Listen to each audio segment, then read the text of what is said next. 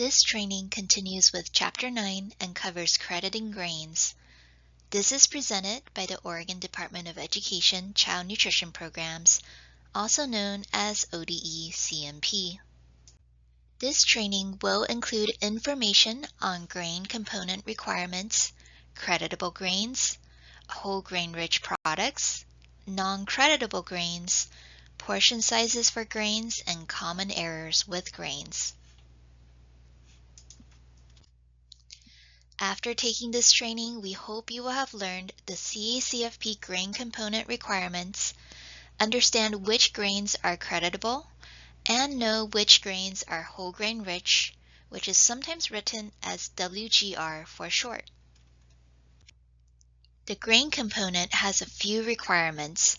The first is that it is a required component at all meals, meaning this must be served at breakfast, lunch, and supper, although you can substitute the grain component with a meat or meat alternate up to 3 times a week at breakfast. The grains component is also one of the 5 components that can be served at snack. When serving grains, it is important that all grains served are creditable, meaning this grain is one that can count towards the meal pattern requirements. And once per day, the grain served must be whole grain rich as well. To understand the grain requirements, there's a few key terms to understand. You have probably heard of the words whole grains, refined grains, and enriched or fortified grains before. And you have probably also heard that whole grains are healthier for you. This is because whole grains contain the whole grain kernel, including the bran, the germ, and the endosperm. The bran provides fiber, vitamin B, and minerals, while the germ provides antioxidants, vitamin E, and some more vitamin B. The endosperm, which makes up most of the grain, provides a lot of carbohydrates and some protein, but does not include much vitamins or fiber. Refined grains remove the bran and germ and leaves the endosperm and removes most of that fiber, vitamins, and minerals in a grain. Enriched and fortified grains then adds back some of the B vitamins and minerals. So think about the grains you eat. Do you eat more whole grains, refined grains, or enriched grains? For example, if you eat brown rice, you are eating a whole grain. The rice is brown because it contains the bran on the outside of the grain. You don't see the germ on the inside, but it's still there too. If you eat white rice, the bran and the germ have been removed, so you are only left with the white endosperm. This is a refined grain and contains less nutrients. Finally, if you eat enriched white rice, you are eating a refined grain that has B vitamins and iron added back into it. Why are these terms important? Because only some of these grains are creditable grains. Remember that all grains served in CACFP must be creditable, and these are defined as grains that can be credited as part of the reimbursable meals or snack in CACFP. Creditable grains will include whole grains, enriched grains, fortified grains. These are mostly breakfast cereals, bran, and germ. Do you know what's missing from this list? That's right, refined grains are not considered creditable grains, and that's because refined grains do not have all the fiber, vitamins, or minerals that the other creditable grains have. When you look at the grain products in the store or on your vendor lists, you will often see a lot of different grains. How do you know what is considered a whole grain? Some of the common whole grains out there are easy to tell. They have the word whole in front of the name, like whole corn or whole wheat. Others require a little more knowledge about how the grain is grown or processed. These include brown and wild rice, corn masa, masa harina, hominy, or corn treated with lime. Oatmeal, instant oatmeal, old-fashioned oats, steel-cut oats, bulgur, buckwheat, gram flour, and quinoa are also common whole grains you will find in stores. There are a lot more whole grains out there, and you can check out the Identifying Whole Grain Rich Foods worksheet to check out more examples. Enriched grain products are also really easy to figure out. When you are looking at the ingredient list, look for grains that have the words enriched in front of the name, such as enriched wheat flour, enriched rice, or enriched farina. Sometimes enriched grain products have a list of nutrients listed in a parentheses after the ingredient. For example, you might see durum flour with niacin, iron, riboflavin, folic acid, and thiamine listed after it. These are B vitamins and minerals that are being fortified in the grain product. Many cereals on the market are also fortified. This is similar to enriched grains, but the main difference is that the vitamins and minerals are added to the whole product. On an ingredient list, you might see it listed below all of the ingredients, like the sample ingredient list on the screen. Bran and germ ingredients are also very easy to identify since they will also list bran or germ in the name. Some common examples include corn bran, oat bran, rice bran, rye bran, wheat bran, and wheat germ. So now that you know all the different types of creditable grain ingredients, how do you identify if the grain product you have is a creditable grain product that you can serve as part of your reimbursable CE/CFP meal or snack? First, you will want to check that it's not a grain-based dessert. We will talk a little more about what makes up grain-based desserts later. Next, you will want to make sure it meets one of the following criteria. Is the grain product labeled as whole grain or enriched? Is the first grain on the ingredient list labeled as whole grain, enriched, bran, or germ? Does the manufacturer's product label or product formulation statement state that the primary grain ingredient is a whole grain or includes creditable grain? Or is the item a breakfast cereal that has an enriched grain, a whole grain, or is fortified with vitamins and minerals, and it meets sugar limit requirements? While this might seem like a lot of things to keep track of, the reality is that most non-dessert grain items will be creditable since many grain items are enriched.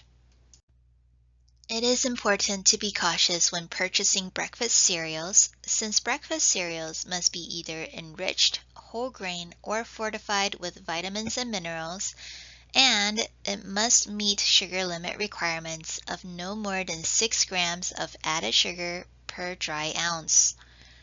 While most cereals are fortified, many cereals out there will not meet sugar limit requirements. Use the CE/CFP Breakfast Cereal Sugar Limit Wallet card to help you determine if the cereal you have meets the sugar limit threshold. Simply look at the nutrition facts label, compare the serving size to the added sugars, and see if it is at or below the added sugar limits on the card. If you need extra guidance, the How to Use the CE/CFP Sugar Limit Wallet cards provide step-by-step instructions. Let's do a quick knowledge check. Creditable grains do not include A. Enriched grains, B. Refined grains, C. Whole grains, or D. Bran and germ.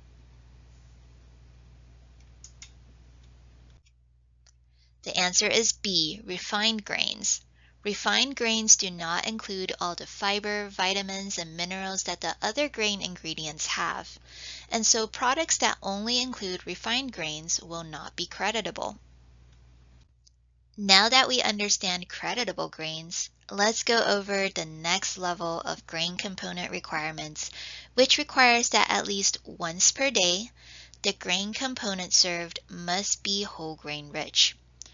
You may only serve one meal, or you may serve a breakfast, lunch, and snack, But regardless of how many meals you serve each day, you need to ensure that at least one of the grain components served in a reimbursable CACFP meal or snack contains a whole grain rich product.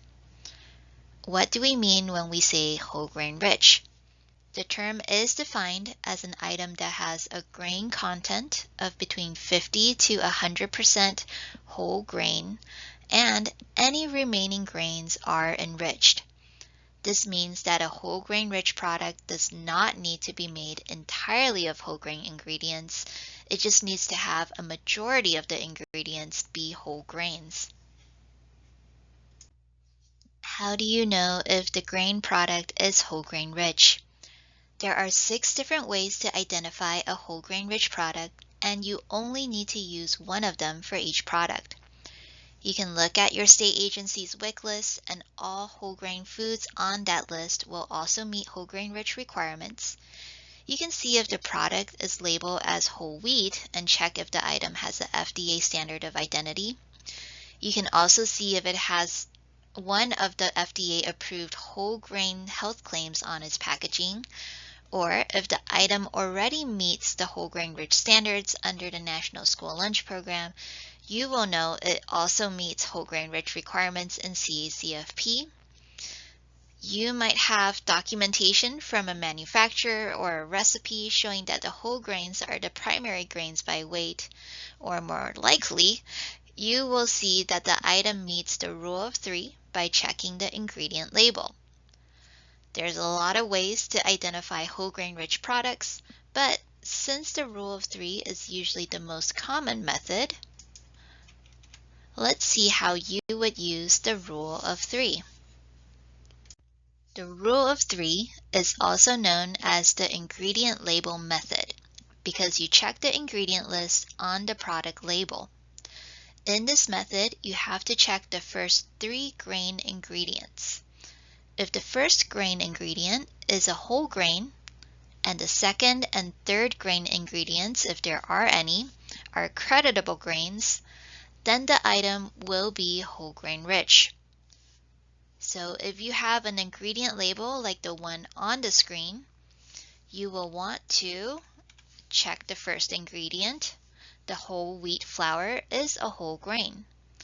Then move past the water to check the second grain ingredient, which is enriched wheat flour, which is also a creditable grain. And then check the third grain ingredient, which is wheat bran and also another creditable grain. Since the first ingredient is a whole grain and the next 2 grain ingredients are creditable grains, this product is whole grain rich. If you want more guidance on identifying whole grain rich products, ODE and USDA have created many resources on this topic. The flowchart for determining creditable and whole grain rich grains will walk you through a decision tree to see if you have a creditable and whole grain rich product or not. The Identifying Whole Grain Rich Foods worksheet includes a list of common whole grain and enriched grain ingredients and provides a step-by-step guidance through the ingredient list method. The Oregon WIC whole grains list include items that are whole grain rich, and the Oregon WIC breakfast cereal list includes breakfast cereals that meet sugar limit requirements. It's time for another knowledge check. How frequently must a whole grain rich item be served? Is it once a week, 3 times a week, once per day, or 3 times per day? The answer is once per day. No matter how many meals or snacks you are serving, if you are serving grains as part of a reimbursable meal or snack, you must have at least one whole grain rich item that day. Now let's go through some grain items out there that do not contribute to the CACFP meal pattern. These include the refined grains we discussed earlier, the breakfast cereals that exceed sugar limits, which we also went over earlier, grain-based desserts, and alternative flours and products. Since we already covered refined grains and breakfast cereals, let's move to grain-based desserts. Grain-based desserts is a term that covers all items that are commonly considered to be a dessert. These are items that are sources of added sugars and saturated fats. Some common items that are considered grain-based desserts include cookies, cakes, sweetbreads, granola bars, breakfast bars, sweet chips, sweet rolls, fruit rolls, marshmallow treats, toaster pastries, and more. The grain-based desserts in the CECFP worksheet, which you see on the screen, includes a list of common grain-based desserts and some alternatives to choose instead. Exhibit A, which is an older USDA chart, also lists out grain-based desserts with the footnote numbers 3 or 4. One area where we are seeing more non-creditable grains is in the alternative flours category. These are flours that are used in much the same way that grain-based flours are used, but are made of non-grain ingredients. Some common examples include almond, chickpea, lentil, tapioca, and soy flours. These flours are commonly mixed together and used in mixed dishes or flour blends. USDA has provided guidelines on crediting products with these alternative flours. If the alternative flour is the first ingredient on the ingredient list, then the product will not be creditable for the grains component. If the alternative flour is present in only small quantities, for example, it is listed after the first 3 creditable grain ingredients, then the product will be creditable. However, if the alternative flour is found in large quantities, for example, it might be the second ingredient or before the second or third grain ingredients, then you will need a product formulation statement from the manufacturer in order to verify the amount of creditable grain products in that item. One more knowledge check. Andy wants to serve a granola bar to his preschool class as part of breakfast. Would this be a creditable grain? Yes or no? The answer is no. This is because granola bars are a grain-based dessert and would not be creditable. While there are healthier granola bars out there, granola bars as a category are not allowed in CECFP due to the amount of sugar present in most bars. When serving creditable and whole grain rich products, make sure you are serving at least the minimum portion size requirements for the age group. Grains are measured in ounce equivalents, which are often shown abbreviated as OZEQ. Ounce equivalents only credit for the amount of grains in a product and does not count other non-grain ingredients like water, sugar, eggs, oils. The classic example is pancakes. The ingredient list includes water or milk, flour, oil, eggs, and sugar. So 2 ounces of pancakes may only have 1 ounce of grain flour. This means that the ounce equivalent of 2 ounces of pancakes is 1 ounce equivalent. The minimum portion size for grains is ½ ounce equivalent for ages 1 through 5 and 1 ounce equivalent for ages 6 through 18 at all meals and snacks. This is a category where most people will serve portions that are larger than the minimum, but it's a good idea to either use the food buying guide or the using ounce equivalents for grains in the CECFP worksheet to figure out what the minimum portion sizes look like for common grain items. With the grain component, the common errors that ODECMP sees include not serving at least 1 whole grain rich item a day, using products that are only labeled contains whole grains, but not checking the ingredient labels to see if the first ingredient is a whole grain or not. Serving breakfast cereals that exceed sugar limit is also a common error. Make sure that you are checking the nutrition facts label against the sugar limit wallet card. And serving grain-based desserts as part of the reimbursable meal is also another common issue. Grain-based desserts can be served as bonus foods but cannot count towards your reimbursable meal. In this training, we went over the basic grain component requirements in CACFP, what is considered a creditable grain, and what is considered a whole grain rich product. We also discussed products that would be non-creditable in the grains component, what the minimum portion sizes are for grains, and the common errors that show up in the grains component. ODE supports equity and excellence for every learner. This institution is an equal opportunity provider. Thank you for taking this training.